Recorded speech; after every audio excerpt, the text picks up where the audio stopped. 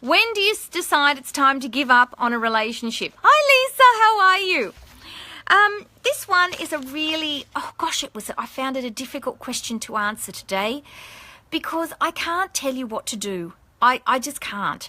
So what I'm hoping is that if I answer this question in terms of my understanding of it, that will maybe give you some clarity about what you should do. I never ever tell anyone what to do because everyone's situation is different and everybody manages themselves in a difficult or abusive relationship differently.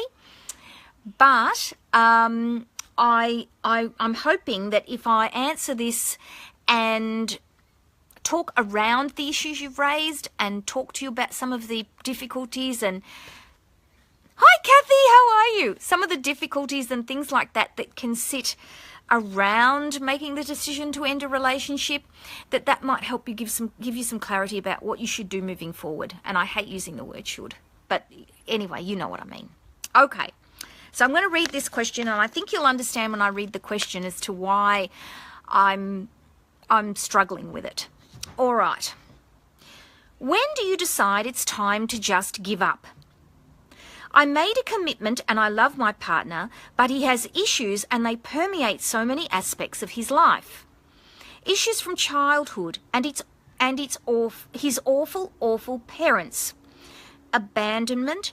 What about me? It's not fair. Thinks only of himself at times. Massive stress and anxiety that makes him moody and crabby and gets angry and yells at me and the kids at times. Always looking for an advantage or a way to get one over on someone, not necessarily in the relationship, but at times I find myself upset by something he has done that morally I can't agree with. Hi Jessica, how are you? He has said he is going to the doctor for his anxiety, promised me after a horrible fight where something small got him so angry that he said he was leaving. If he gets help, I'm inclined to stay, as I know if he takes the medication, the basis for a lot of it will go away, the anger and the stress. But if he doesn't, I'm not sure I can stay, but then the guilt kicks in. This would shatter our kids, especially our eldest. And then I am a single mum with 3 kids and not enough money coming in. Help me find clarity, please. And I'm hoping that that my answer will help you find clarity. And it's actually inspiring me to put together a little course that we might have on the website, on my website, that you can do. And I am seriously thinking of calling it Finding Your Clarity, which I think might be really helpful for you. All right. So the first thing I want you to think about is the fact that you're considering leaving. And we know, and this is really important for me to talk about, we know that, I think I said the statistics, 50% of women who leave are either harmed or killed or end up in hospital or in some way are physically harmed that are leaving a relationship. And that's a huge statistic. So we know 50% of the women in Melbourne alone, for example, this comes off, I think it comes off the Domestic Violence Resource Centre of Victoria site. So it'll be Victorian stats. But I'm quite sure it's consistent across the world. We know 50% of them that decide to go are going to find themselves harmed, injured, in hospital, or murdered. And every time we hear of a woman being murdered and you kind of sit there with it and you think, I reckon the husband's had something to do with that, you know it comes out that she's been talking about leaving. So it's very, very important, if you're thinking of leaving, that you are careful about how you put it out there, that you are careful about your planning, and that you do as much homework as you possibly can about how to leave safely. This is incredibly important. In fact, I think it's so important that it's going to be my topic tonight for our Facebook Live. That's what I'm going to talk about, is how to leave a relationship safely. So I will put that in the comments on the hashtag that's gone up today. Because as you know, today's is on the couch, and I do a Facebook Live in the evening from 7:30 to 10 o'clock, and I'm going to go into detail about leaving a relationship safely. So that's where I really want you, if you're thinking about going, and I'm going to talk about that some more in my answer to the question. If you're thinking about going, I want you to really focus in on safety. Now, if your partner is being physical with you, so that you talked about there was one particular argument where he got very, very angry. Now, you haven't mentioned being physical, but I'm going to talk about it because maybe you just haven't put it on the question. Maybe he isn't, but look, I'm not going to take the odds on that. I am going to talk about it because it sounds like he's very childlike, and you're right. You're saying to me it comes from his childhood, and I think he's stuck. I think he's stuck at about 2 or 3. So you've got to remember that when you're talking to him. There's the adult, and probably when he's calm, you get the adult. But when he's emotionally elevated, when he's anxious, when he's depressed, that's when you see this little 2 or 3-year-old coming out by the sounds of things. And he's stuck there. So a lot of his processing is going to be stuck there. And this putting one over on other people, that can be something to do with his attachment, if he's been abandoned. A lot of people who have attachment disorder, because they've been abandoned, will do that sort of devious behaviour. It can be very difficult to be emotionally connect with him. And so that would sit with this lack of empathy and getting one over on other people. That's anger. Okay? So what I want you to do is, if it is violent, I want you to definitely connect with a family violence worker, and I will give you some numbers at the end of this particular I'll put them in the comments, and this one will go up on the website, and there'll be some numbers in there that you can ring if you are in Australia, in Victoria, to get some support. Very important. I want you to actually have a meeting with a family violence worker. Very important. And what I want you to think about is, I want you to tell a friend or a neighbour that he's being violent, and if they hear things escalating, tell them, give them complete permission to call the police. And I'll talk to you some more about that tonight. But what can be helpful about calling the police is if he's frightened of authority and the police turn up, they'll give him a bit of a talking to about it, and you might find that the physical abuse will settle down, because he'll be a bit scared that they'll take him into custody, basically, because that's what they'll tell him, that they'll arrest him and they'll charge him and all those sorts of things. Now, a lot of women get caught up in this and saying they don't want to call the police because they're frightened that their partner will get into trouble.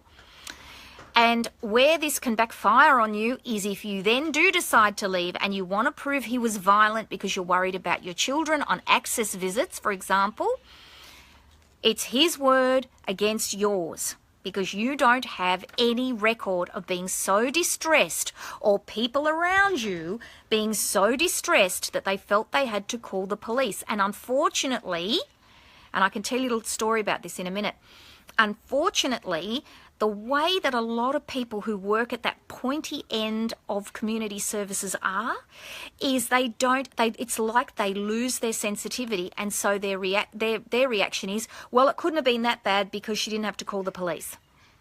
And so you find you get to court, there's no record, it's his word against yours, and you're left there going, but he, raped me in marriage or slammed me against a wall or whatever. And you've got no proof of what happened at all. No statements, no nothing. So that's where calling the police is a really important thing to think about. Sometimes it changes nothing, or it makes things worse. And this is where it's very important that you do your homework about the support services that are out there, and you have your safety plan in place in case you need to leave quickly. And I'm going to do this video, this Facebook Live tonight, and it will be up in the group. So if you can't be there tonight and you want to listen to it at another time, when you're away from your partner, you can, because you'll be able to find it in your mobile phone.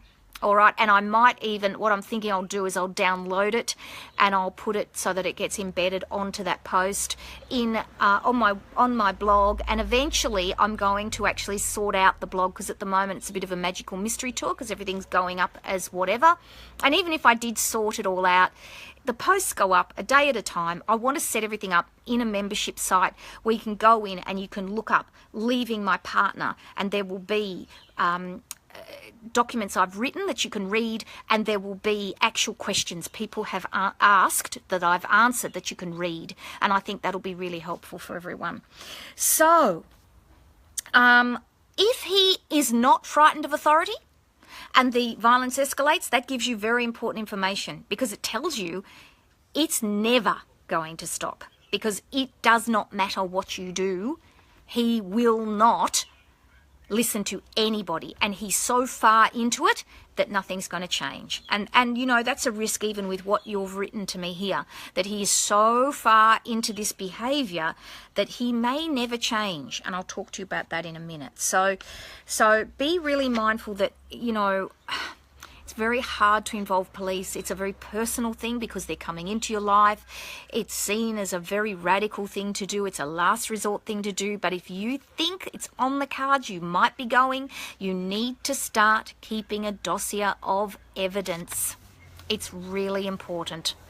You know, crap, but important. And the courts don't, you know, they put this new legislation into, the government put this new, I think it's Commonwealth legislation as well, that children must not be subjected to or view family violence. And that means emotional and physical. But the courts, as you know, everything's about, did he hurt you? And then they look for the bruises. It's never ever, and the evidence, they don't look at the emotional stuff. It's so hard to prove. All right. Okay, I've talked about that. Now, you talked about your children, and I want to talk to you about that. Yes, I know your children will be devastated. However, you've got to think about what is the long-term right thing to do for them. Of course they love their dad. Of course they have a relationship with him. However, children respond to family violence, and you see they're watching their dad all the time. They're watching how their dad talks to you. They're seeing how their dad talks to them. They're seeing how he manages his temper. They're seeing how he manages his anxiety, his depression. They're seeing how he manages himself in life. And I'm quite sure that some of these things you're talking about that he does that are a bit shonky, they see that. Don't think they don't see it. And children have 3 ways of... children form how they are in the world by watching their parents. So your partner has learned this from his life's experience, and you can see that. I'm not telling you anything you don't already know. And you've learned how you are in the world from your parents. Yeah? Now, your children are learning how to be in the world through the family environment they are having right now. And your children will do one of 3 things. We don't know why children do this. We don't know why they decide to take... people in general decide to take these pathways in response to their upbringing. I wish we did. I'm a rebel. So for me, my upbringing, enormous growth, huge. I was like a spectator right through my childhood. And I made decisions. I made some good life decisions. And we don't quite know why some people do that and why some people struggle. We don't know. If we knew, it'd be just make things so much easier because we could intervene in better ways. And they are trying to understand it, but we don't really quite know why. But with your children, there is 3 things they'll do. They'll copy and they'll be exactly like their dad. And that's what my father was like. He even tells stories about his mother, and it's interesting. He's so childlike. Even at 91, he'll tell me a story about something his mum did, and then he'll look at me as if he's waiting for me to say, your mother was a cow. It's the weirdest thing. He'll tell me a story and I'll be like, that is off the scale. Even for that time, you know, even if I think about the context of that time and how things happened at that time and all that sort of thing. And he'll just look at me as if to say, you need to tell me that's not okay. And he's copied all of it. All of it. When I think about how he raised me and my brother and my whole checkered puzzle of my life. And one day when I get my retreats happening, where we're all going to do work on our family trees, and, you know, I've got so much planned, girls, I can't get it done fast enough. I will tell you snippets of my childhood and how family patterns have really played out, and where I sat in it, and why I was terrified for my entire childhood, even though nothing happened to me. You know, anyway, getting back onto it. So they can copy. So there is a risk, and I'm wondering about this eldest child who's very connected with his father. There is a risk he will be exactly like his dad. Now, the reasoning that he does it will be different, but there may well be some tantrum pulling, some lack of responsibility, this reflecting outwards. It wasn't me, it's everybody else. That's why I cracked a wobbly and screamed and yelled. Yeah? So you want to be careful of that. The next one is that he can collude. So he might, or one of the children might end up, when we mean by collusion, what we mean is like a facilitation. And this is where women can find themselves growing up in an abusive childhood and then choosing an abusive partner and trying to manage that partner just like they manage their parents. So there's a risk that'll happen. Or they may rebel, like I have, and do things completely differently to how you know, that my parents did. So it's one of those things where it's hard to know which way it'll go. But at the moment, you're creating an environment where you've got some unhealthy stuff going on, and you need to be mindful of that. However, leaving is not so easy either. And I have, and a lot of the literature about leaving will say, never bring the other parent into your parenting when you're a single parent. Never criticize the other parent and this and that. That's presuming it was a healthy relationship where there was irreconcilable differences. When it is an abusive relationship, you are in a totally different space in your parenting. And look, some people may say I'm totally wrong about this, but this is what I have always taught and have been taught to teach. And that is, if you know that you see your children repeating the behaviour that your partner does, you need to pull them up on it. And the easiest way to pull them up on it is if you've left, because you can say, it is not okay to throw things. If you are upset, you need to slow yourself down. You need to ask for time out. You need to use your words and not punch a wall. You know? And it is exhausting because you are both mother and father to the children, because there's nowhere else to go. And they will push you and they will push boundaries, because that's what children do to test whether you're safe. When children feel unsafe, they act out even more. So you will be absolutely exhausted with having to be consistent and name their father's behaviour. And how you do this is you say, Mummy loves Daddy. I will always love Daddy. He is your father. We love him. But I don't love what he does. And I asked him not to throw things. I asked him not to scream. And he wouldn't stop doing it. And because he wouldn't stop doing it, I couldn't stay with him. And when you're grown up, it's not okay for you to yell and scream. That's not okay. And that's why I left Daddy. So that's how you need to do it. You need to be saying, I love Daddy, even though you might hurt him. I love Daddy. He is your father. We love him, but we don't love what he does. So, so important that you name that abuse with your children and you start to talk to them about it. Very difficult if you're in the relationship, because you're effectively undermining your partner to do it. It's very hard, but at the same time, you have to name it. And I would encourage you, if you possibly can, to have a conversation with your partner about this and say to him, you had a really, I know you had a really rough trot as a child. Is this what you want for your kids? Do you want them to be really anxious because the yelling will make them anxious? Do you want them to grow up being anxious or maybe having depression? Do you want them to be like this? Do you want them to yell? Because that's what they're going to do. They're going to copy you. And I don't want that for them. Whether you can, I don't know if you can have this kind of conversation with him. But, it is easier. And this is one thing the girls have told me who've left. It is easier to name the unacceptable behaviours with your children when you've left your partner, because you've called a boundary and you've taken a stand and you've shown them the consequence. Whereas if you're in the house, the kids will just go, well, yeah, it might be unacceptable, Mum, but hey, you know, what gives? You're still here, or nothing changes, or everyone's still, there's no consequence for it. So, having said all of this, there's positives and negatives. There's the positives of being able to name the behaviour, but then there's the negatives of the fact that the children will act out. You will be on your own. Money may well be an issue. It may well be very, very hard, and you may well, be calling on needing to join a single mothers group to call on support and things like that, because you'll be on your own. So it's a very hard decision to make. And of course, if your partner is unstable, then and we've all heard the horror stories of children going on access visits with unstable partners, and there being really, really horrible things happen. We've all heard that. Hi Ingrid, how are you? We've all heard that. That's not new or, a new thing. So, you really need to be making a call on whether you think your children are going to be able to go on access visits with your partner, because proving that your partner is unstable around the children again is very, very hard to prove. Having said that, if it was me, I'd be looking at having some concealed cameras and things like that. And there's things like cameras that come in little pens and all sorts of things you can put around to get some audio and some some footage of things if things are not right. You have to be ruthless about these things.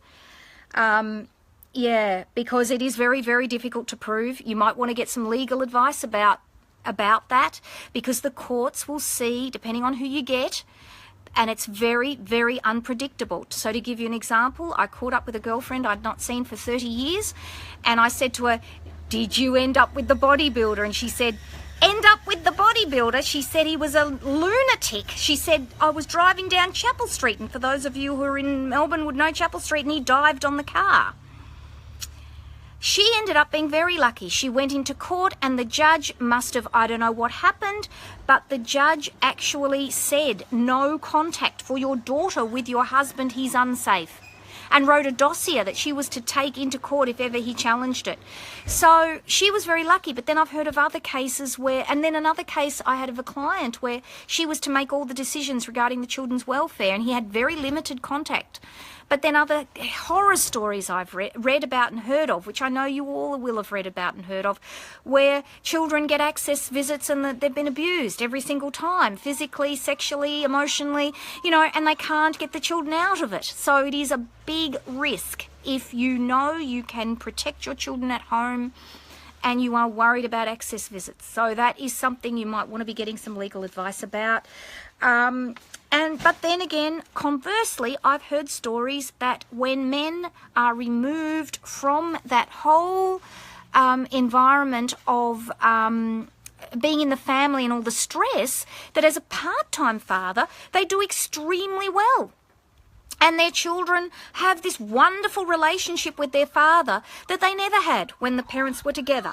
So and this is why I can't tell you what to do. Only you can make a call on this as to what you think is the right thing to do. And of course you have to consider your children. So that's a really long answer to that part of it. Now I want to talk to you about this perception you've got around his depression and anxiety. Because, look, Sometimes people go into a psychosis and they do stuff. However, very rarely do people not know what's right and wrong. In fact, the way I've been trained is that people generally always know what's right and wrong, and that there are people out there in the world who every single day fight with the desire to murder someone, but they know it's wrong and they don't do it. And then there's people who give in to those desires knowing it's wrong. I mean, murderers don't sort of go out there and murder people in broad daylight, do they? They know it's wrong and they hide it. So knowing right from wrong and psychosis, or being abusive and having mental illness, are two separate things. And I do get very, very frustrated with the courts because they often sort of combine the two, and I don't believe that that's right. Violence, abuse is over here, and mental illness is over here. So please do not minimize his behavior because he's depressed or anxious. Yeah, very, very important. Abuse is abuse. And he clearly knows his behavior is not okay because he cracks a wobbly. You've described it. He cracks the wobbly and then apologizes after and says, sorry, I'll get help. Well, please, there's a couple of things I want to talk about with this. Don't fall into the trap that he was anxious or depressed and that's why he did it, because it's not. It just is minimizing it. Got nothing to do with it. People can be anxious and depressed and they can be a pain in the bum to live with, but they are not necessarily abusive. Okay? Now, what was I going to say? The other thing I want you to remember too is the answer is not just in a pill. Because we know with men, they do this thing called thought stacking. So you know how I was talking about the cycle of violence? So there's anger, there's the pause, there's the pursuit, there's the honeymoon, and then there's the build-up. Now, in the thought stacking, they externalize. If she did this, if she did that, if she did something else, if she did this, everything would be fine. If she could just do this, if she could just do that, if she could just... And then eventually, it's here. He's thought stacked up, he's built up, and then there's the explosion like a volcano.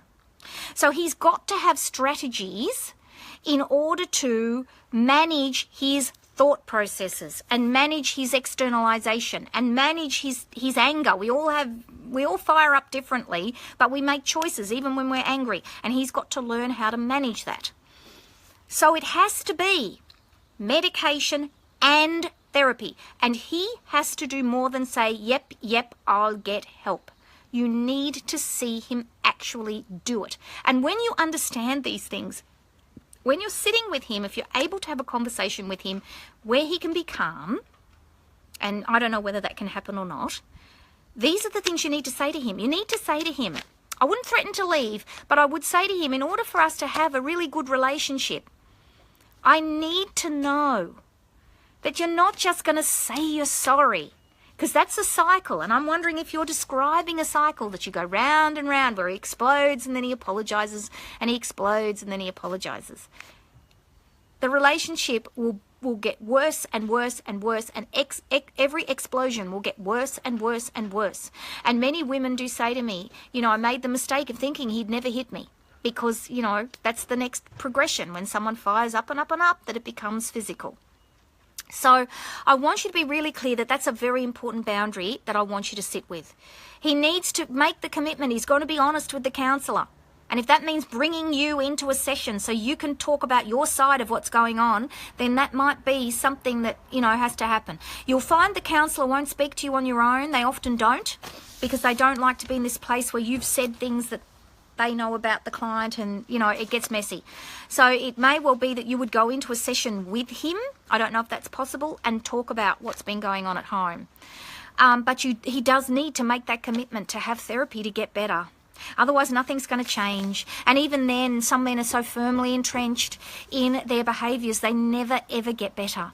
I know with our men's group, the guys that ran the men's group used to say to me, if they could get 10%, even 10% of their clients to have one small shift in their abusive behaviour, they thought the group was a success. So actually they were running groups that failed, really, because very occasionally they had men that really transformed, but it was very rare. And usually it was because they'd actually destroyed many relationships, and then finally met a girl they really, really liked and said, I don't want to stuff this one up, that's why I'm here. So, men can be very stubborn, as can women. All right, so that's really important that you talk about this, having clear in your mind what you expect from him in terms of your boundaries. Now, I want you to think about, if you are going to leave, really having a very clear exit strategy. And I really believe that this should not be something that you just put out there. Because when you put it out there, That's when you become very unsafe, because you're actually putting your partner in a space of anxiety where he may well act out on that anxiety, and you may well be on the receiving end of it. So I want you to think very carefully about if you are going to go, how you're going to go, how you're going to make that happen, and how you're going to keep yourself safe. And I would love you to come to our On the Couch tonight between 7:30 and 10, which is when I'm going to talk about leaving safely. I think that's all I can talk to you about. I really, what I'm struggling with is, many of the girls in the group would just say to you, look, leave him. But it's not that simple. There's a lot to think about. And there's a lot to think about in terms of your safety. That's the most important thing. When he is so reactive, how are you going to keep yourself safe in leaving, and how are you going to keep your children safe? Very, very important. So I can't tell you what to do. I hope I've talked around all the different aspects that you've talked about in your question and given you some clarity to go away and think about. And I will put some contact numbers in the comments for you to be able to go and get some specialist help. And please come to my Facebook Live tonight. If you can't, look in the group, because it'll be up at the top, hopefully up at the top of the news feed, or not too far down, and I will label it very clearly, safety planning, how to exit your relationship. So please listen to that as well, because I'll talk lots about things you should be aware of in an abusive relationship to keep yourself safe. So that is my answer